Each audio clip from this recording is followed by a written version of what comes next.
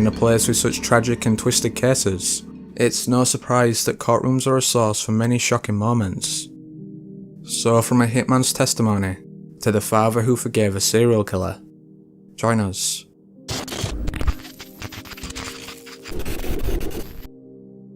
Out of all places, few would expect deaths in a courtroom, especially ones caught on camera. In 2014 though, 25-year-old Torgun Crips gang member Siale Angalau was on trial for racketeering. Shockingly, as an informant was testifying about the Crips operation, Siale suddenly snatched his lawyer's pen and sprinted towards him. After a years-long effort by the Utah Media Coalition, including KUTV, a judge ruled the public should see this video.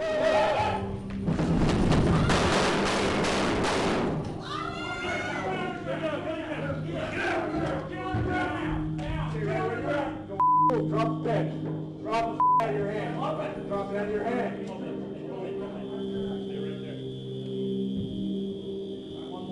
On trial for racketeering, you see Angalau grabbing what was later identified as a pen and lunging at the witness testifying. Then shots fired by a U.S. Marshal, killing Angalau. I think there's no question, though, you can turn a pen into a knife or its equivalent. You can take somebody's life with it. According to court documents, the witness was shackled and handcuffed. I think it happens so fast that it's easy if you slow down the video to maybe argue or suggest that there was enough time to do something different. When you watch it live, it's very hard to see that anything different could have occurred. Tolman says Angalau told the judge he would behave, so he didn't need to be shackled. But Tolman says this video may have the federal court reconsidering its guidelines in these situations. I'm sure that those measures are being reconsidered by the court as they look at it. The marshal was cleared of any possible charges, though Siale's family argues that deadly force was excessive and that the marshal panicked. Meanwhile, another infamous courtroom death was that of Michael Marin, a former Wall Street trader. In July 2009, after a loss of $900,000 and with debts of $2.3 million, he burnt his mansion down for the insurance. However, police were immediately skeptical, and Marin was arrested for arson. Authorities believe that around the time of his arrest, he secretly stored a cyanide pill. As such, when Marin was later convicted, he discreetly swallowed it. We, the jury, duly impaneled and sworn in the above entitled action, upon our oaths, do find the defendant, Michael James Marin, guilty of arson of an occupied structure. We further find this offense is a dangerous felony because the offense involved the discharge, use, or threatening exhibition of fire, a deadly weapon, or dangerous instrument. Yes, signed by the foreperson. Is this your true verdict? So say you want it all?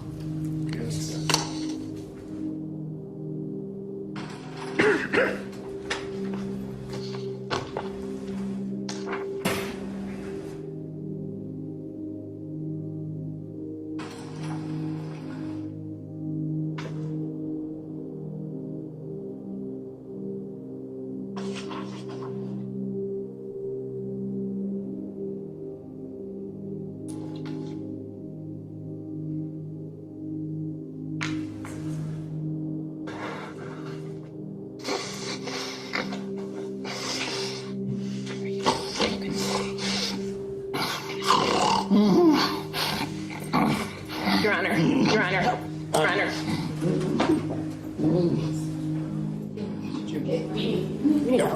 Now.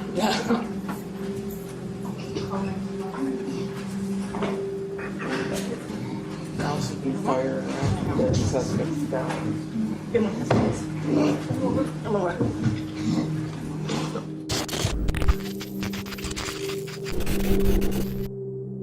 Some of the most shocking moments are also the most heartbreaking.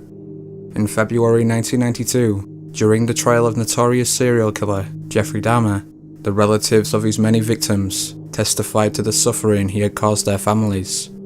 In all, 9 people spoke out against him. However, the most pain was felt by Rita Isbell, sister of Errol Lindsay. Though she initially contained herself, she eventually lost it, attempting to lunge at Dahmer. My name is Rita Isbell, and I'm the oldest sister of Errol Lindsay. Whatever your name is, say, I'm mad. This is how you act when you are out of control. I don't want to ever see my mother have to go through this again. Never, Jeffrey. Jeffrey, I hate you, motherfucker. I hate you. That is out of control.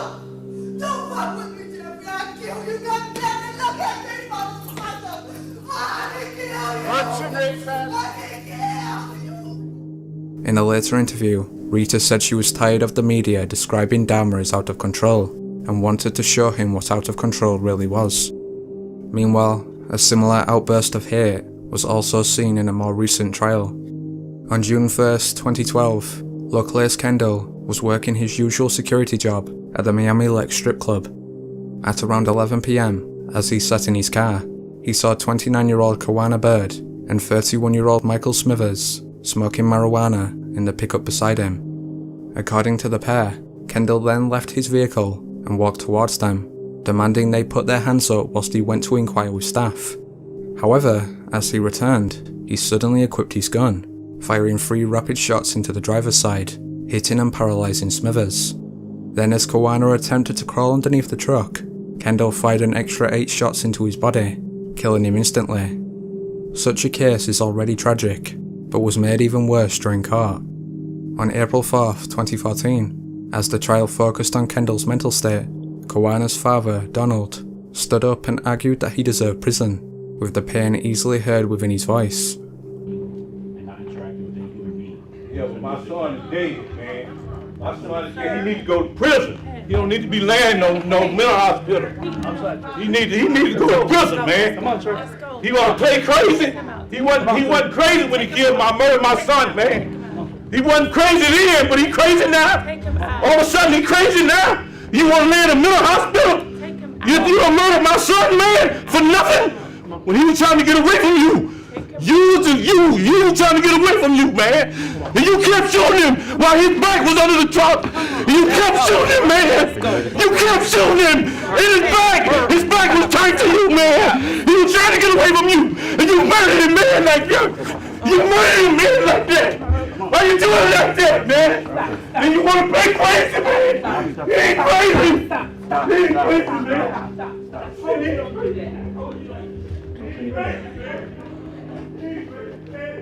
I'm going to take a break for the devil. Whilst most testimony is fairly routine, other cases produce more violent outbursts.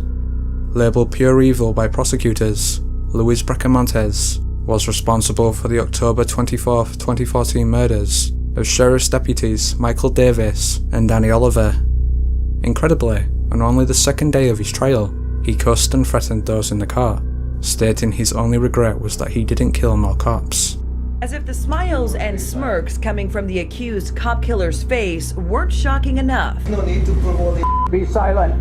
These outbursts from Luis Bracamontes stunned the courtroom as the 12 jurors now deciding his fate were ordered out by a judge, but not before Bracamontes admits his guilt and lack of any remorse. Ladies and gentlemen, please step out of the hallway. Dead.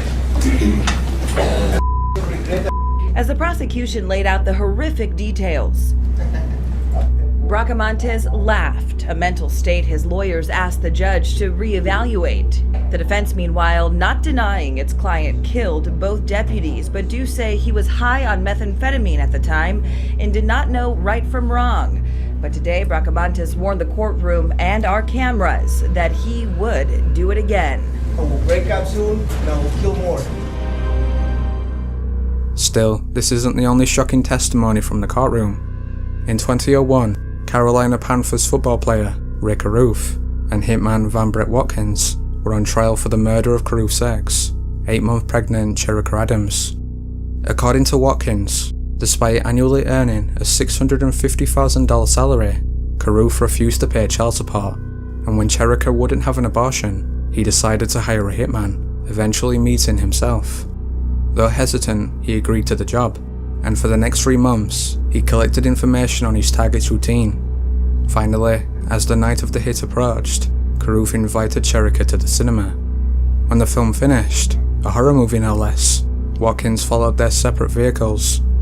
As they both stopped at a traffic light, the hitman pulled up to Cherika's side and shot her 5 times. Watkins and Carruth then drove off. Somehow, the bloodied Cherokee was able to call 911 and was quickly taken into hospital for an emergency cesarean. Fortunately, the baby, named Chancellor, survived, albeit with a brain injury, and continues to live with his grandmother. Sadly though, Cherokee entered a coma and died the next month. Concurrent to her death, Carruth and Watkins were arrested. In court, Carruth's lawyer, David Rudolph, dismissed Watkins' hitman story, attempting to prove he was the sole perpetrator. However, he not only refuted this, but threatened Rudolph. And you've got a gun there that you said he told you to get down in Atlanta, right? He did. The purpose of that gun, according to you, is to carry out this shooting, right? Exactly. And so you get this call, and you're petrified, and so you go over there because you're so petrified, but you don't bring the gun that you supposedly bought for purposes of this hit, right? Exactly. So you're sort of a hitman without a weapon. Is that what you are? If that's what you want to say. Well, that's what you were, according to you. If that's what I could kill you with my hands. Okay. Is that what you were? I could kill you with my hands. I don't need a gun. This is Mr. Watkins again. Okay, I didn't need a gun. Okay. And so did he say, well, you go on back and you go get that gun, because I don't need to be spending another $200 and having Mr. Kennedy running all around all night looking for a gun when... I didn't need a gun. Okay, for me to kill somebody, I don't need a gun. Can't you look and see? I'm 286 pounds. Okay, I would rip you like a rag doll. Okay? Is that what you're going to do to Sharika? I could have, but I didn't. Okay, I could have killed her, the baby. Okay, that wasn't my beef. I didn't kill my wife with the meat cleaver. I threatened her. Okay, I didn't hit Bridget with the crowbar. I threatened her. I was a dog barking. I didn't do nothing. I ran. How did you think I felt? I'm still human, even though I have a long criminal history. I did it all. But I'm still human.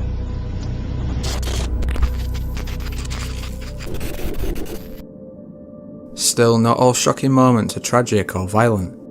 In November 2017, as Trey Alexander Relford awaited his sentence for the murder of delivery driver Salahuddin Jitmood, the victim's father suddenly shocked the court. In a stunning moment, the 66-year-old Sombat forgave and hugged his son's killer. So, if Salahuddin were to be here, alive, because you are one of who planned to kill him, but if he alive, he would forgive you. That's the way he was, that's the way he is. So I'm taking, he take the teaching of Islam at heart. So his mother has already died, and he's already gone. I'm only here to represent his mom and to represent him. My dear nephew, Trey, I don't blame you for the crime you commit. No, I don't blame you. I'm not angry at you at all. I want you to know that. I wish I can go and hug you right now to comfort you for the crime that you mistakenly done. Forgiveness is the greatest gift or charity in Islam.